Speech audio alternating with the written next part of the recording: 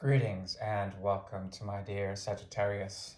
Welcome to my channel. This is Ron from Tarot of the Twin Sun, a functional division of the Order of the Twin Sun. Welcome to your reading. This is a reading for the month of December 2020, the last month of the year. One thing I'm noticing about the energy of Sagittarius is that with the great conjunction in the sky between Jupiter and Saturn, and these two have been functional teachers that have been debating for quite some time between the 9th and the 10th houses. The energy of Sagittarius as the 9th house proprietor has been sandwiched, and it's something that's been going on for all of 2020. And essentially what happens here is a pressing of the great lesson, a deep limitation that is limited by the energy of the 10th house, structures that be in society, externalizations of that which makes fundamental, um, you know, adherence to a certain rule or logic or limitation. The energy of Sagittarius, which is that of the teacher exploration, being nerfed in Capricorn, double energy of Saturn impacted here, and also sandwiched by the energy of the 8th house. So the 8th, 9th, and 10th houses are activated once again. And there is, a big possibility that what is being pressed here is a deep energy that is tied around either the energy of the world, the tower, or potentially some sort of death or transformation through all of that, okay? Huge transformative year for a lot of people, huge paradigm shifts, but especially for the energy of Sagittarius, especially if the sun is placed here, a sort of darkening, and through the darkening, a filtration process, if you will, a purity process, a great purification through the energy of Saturn, okay, and through the energy of Pluto, which is not the best news, but it's been going on for quite some time, and Sagittarius should know this by now.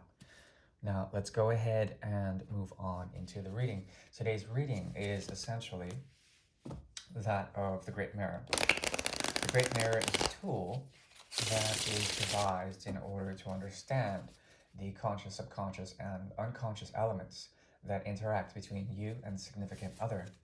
This does not have to resonate with you, but if it does, please take what you will in terms of guidance to help free you from modes of outdated karma, or perhaps so that you can be aware of such karmas to make an effective or an affective imprint on the other or detachment from.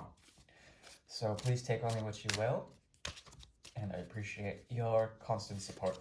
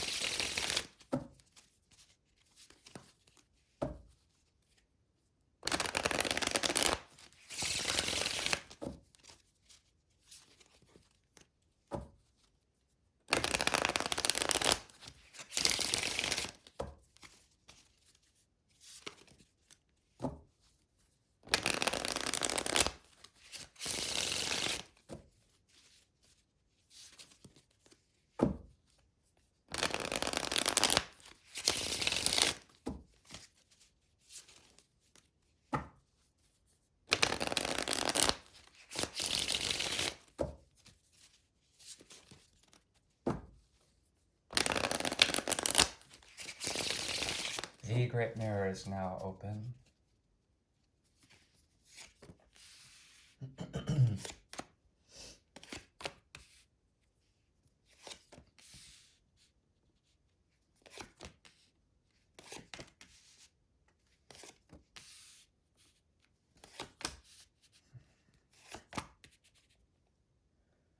Okay.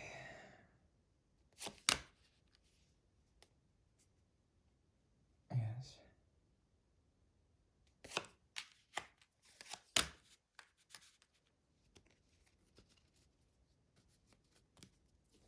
Okay. So the main action or the main course of action that you may be dealing with in terms of this mirror has to do with the energy of solitude, okay?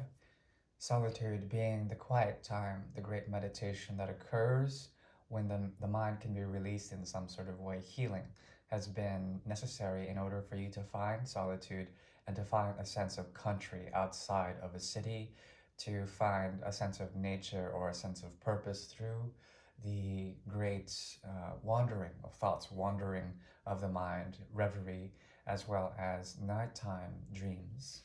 These have been of a complexion where releasing tension and releasing the idea or perhaps the contention with others has been the most important. If there have been cards, houses of cards that have been built, essentially these are needing to be let loose, letting them fall down at their own accordance of time and space. And also, there is some form of release of a promise, or perhaps, yeah, release of a great burden when it comes to a burden of the heart, big time. 9 and 10 is here. So essentially, there is a vision of tension with others that is being released, a mode of action with others that is being released, a need for withdrawal, and a need for collapse of certain things. And this is all done in solitude or in dream states or in reverie states during daytime. And essentially, there is a tiredness about you that no longer wants to contribute to the great game, no longer wants to contribute, especially to desires that may be manipulating or coercing you into modes of being or modes of action, of heat that have been unnecessary for some time. Okay? Now, what is existing between you and a significant other on a very deep level has to do with a feeling of isolation and abandonment, a feeling of friendship, but also in this sort of zone of friendship, it's been also a zone of silence. Some form of action uh, results from this, a needing to rise up into power, but it seems like you can't do so with communication on a very deep level. This connection is dealing with the other, but also ways of dealing with the other in terms of friendship. But even then, the friendship is a guise, or perhaps is faux in some sort of way. It's not real. It's artificial. Um, the thing is that this situation symbolizes the great calling, at least for them. They are called in order to do something, or at least are being called by the metaphysical realm or the higher ups, or it becomes an existential crisis in which they are trying to understand some of the very deep and burdensome guilts that are tied to the situation. Shadows emerge and are being called to light. The sun is very active here. Also, this has to do with the self and trying to understand modes of devotion to a higher calling for them. And this situation for them represents some sort of regeneration. It's always been some sort of regeneration. This is a critical motif. But as this occurs, it comes out of a space for them to take action from a place of isolation or a sense of separateness between you two. There is something that about you that has to do with the triggering of the third house opposed to the ninth house. This difference has to do with essentially non-communication. On a deep soul level, there is critical analysis that turns into a type of a feeling that you've already learned what you can with the situation. Page of Swords in reverse. There's something about you that is trying to improve or trying to induce some sort of lesson that comes from all of this. But as you do this, it feels like that you cannot communicate, that you cannot logically deduce some sort of action in the equation. Even though there is a form of commitment between you two that can no longer be relished, and it always feels like this, there is also some sort of inner friend or inner sort of lightness that wants to express itself but can't. Um, some of your deeper sort of unconscious feelings are being suppressed by the need to block your thoughts out, or to not really ruminate or think about it too much. You feel as if you are above the situation in some sort of way.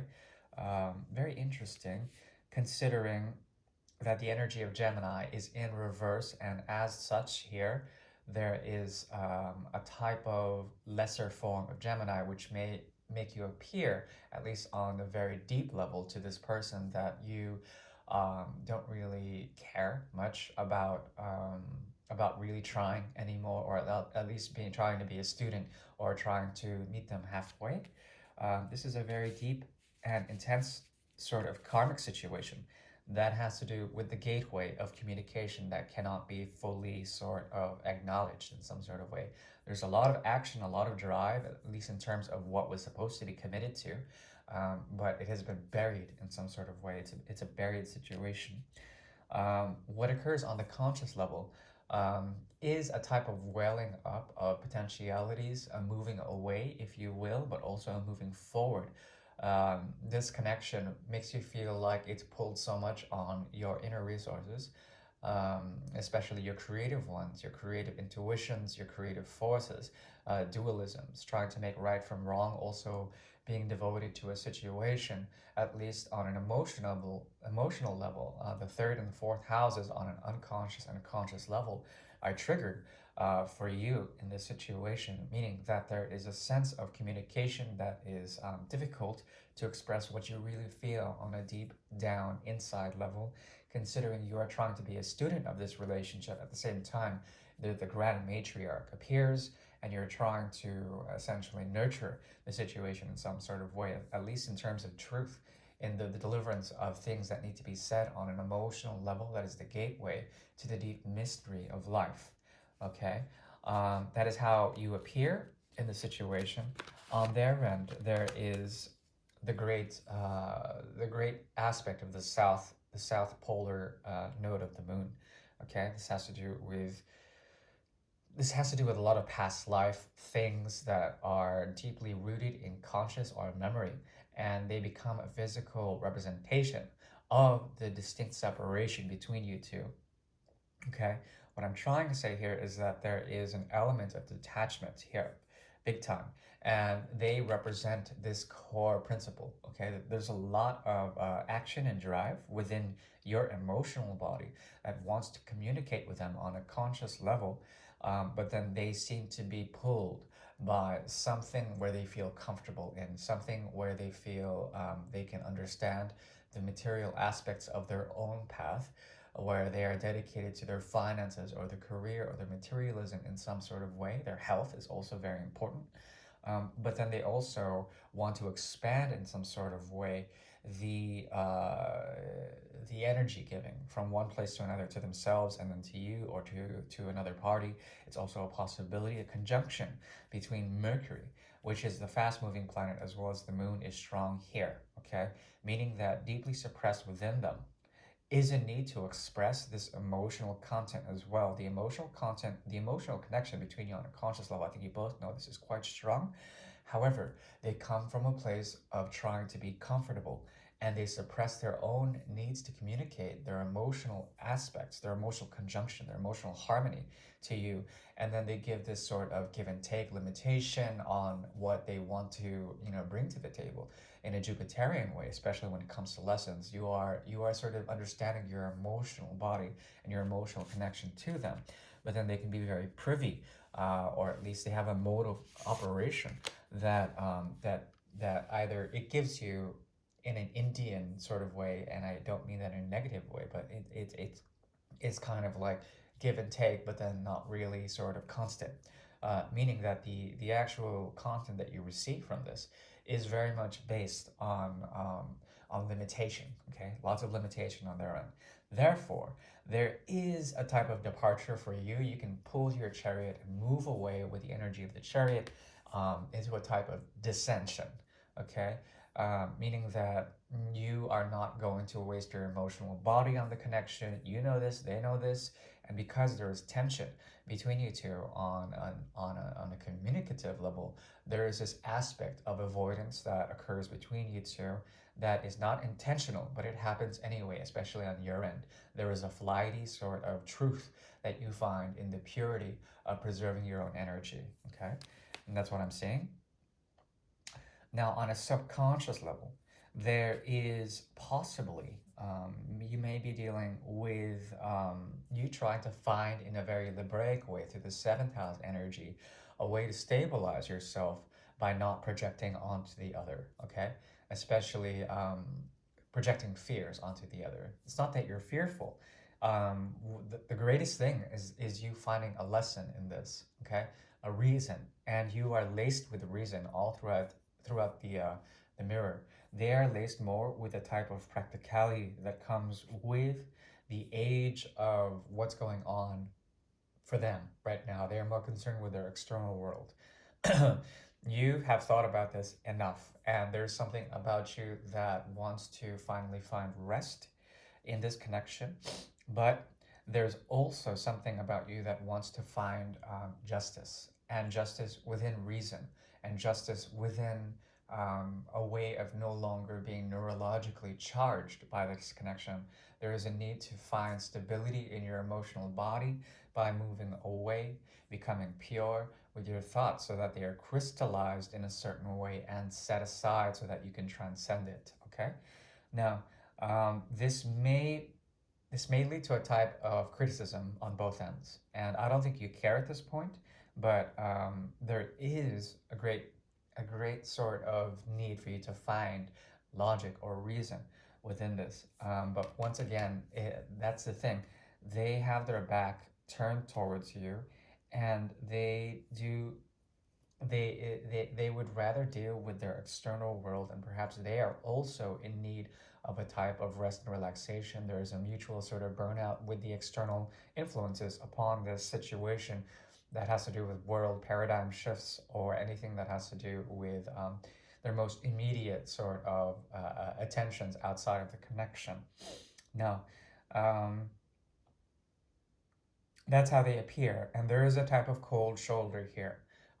You are defiant against this, a lot of defiant energy against each other, and because of such, there's an element of excuse me, of breaking free, or at least being limited by this sort of mutual shielding that's going on. A shield that does not sort of allow for proper communication. It does not allow for especially emotional rapport. And also there is a type of needing to break free from this sort of neurological web that is trapped both of you. Because of such, there is the element of jour, some sort of daylight that is coming from this. Daylight that comes in the sort of reflexivity of thoughts, and thoughts taking action or thoughts taking form in terms of enlightenment, okay? What becomes reflected here is an objective stance, okay? No longer sort of polluted by anything that is subjectively emotional or subjectively sort of very intensely rooted in thoughts that are against each other.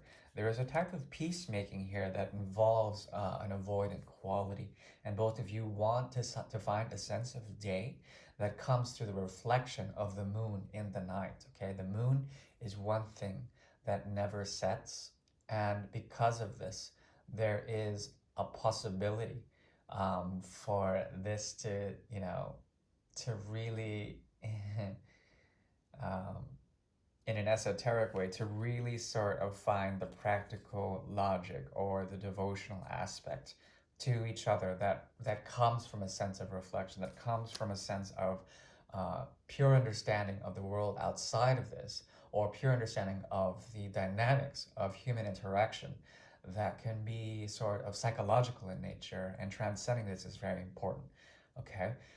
If you are thinking about this too much, there is a time of relaxation, and because of such, the meanderings of the emotional body in the nighttime, astral projection will be very helpful for you in order to explore a bit more of in an objective way some of the more, intellectual or psychological meanderings of human behavior that is within yourself.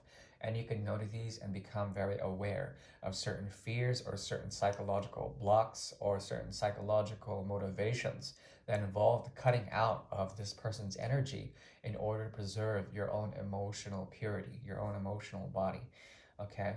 I think between both of you, this has been a very challenging sort of square, um, in terms of the moon as well as Uranus. Okay, meaning that if there's a square between these two planets, especially on a deep fundamental level and on a conscious level, there is an aspect here that has to do with rebellion against the motherhead, rebellion against anything that has to do with some of the more nurturing aspects here. And it's very strong in this reading. So I would ask you to embrace the purity of the 11th house as well as of the 4th house, to combine the two energies and to learn the lesson that you are seeking by understanding some of how you are nurturing this and how you are nurturing it through your thoughts, and how these thoughts have to really find some sort of neogenesis to release your chariot, your vehicle, your vehicle of existence, your vehicle of the emotional body, your vehicle of creativity.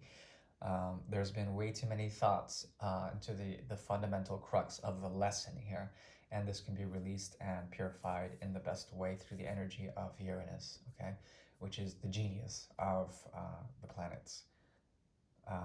So hopefully this helps, and hopefully there's something to glean from it. If you like, please like. If not, I do appreciate you tuning in. Thank you, and yeah, see you around. Bye.